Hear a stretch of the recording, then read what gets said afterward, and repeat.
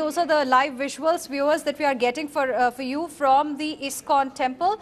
Prime Minister Narendra Modi has reached the ISKCON temple. Remember, he took a metro ride earlier from Khan Market to reach the ISKCON temple, and here he will be unveiling a giant Bhagavad Gita running into 670 pages, weighing around 800 kg at the ISKCON temple.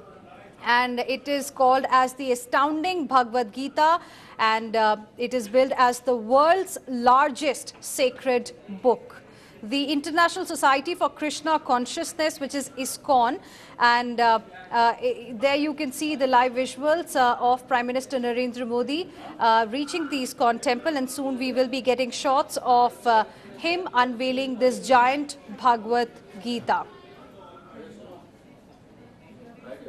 Aditi is live with us for more on this. Aditi, Prime Minister Modi has reached the ISKCON temple. What can we expect there today?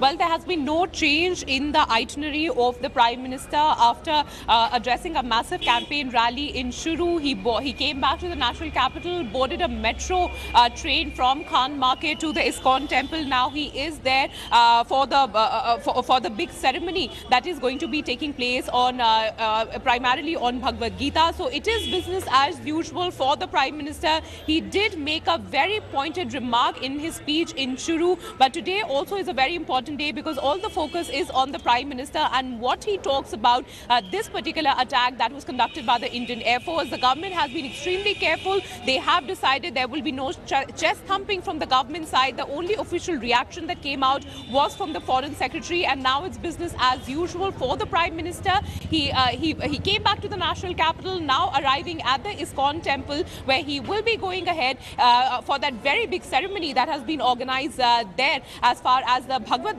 Gita is concerned, and the inauguration that he will be leading there thereafter.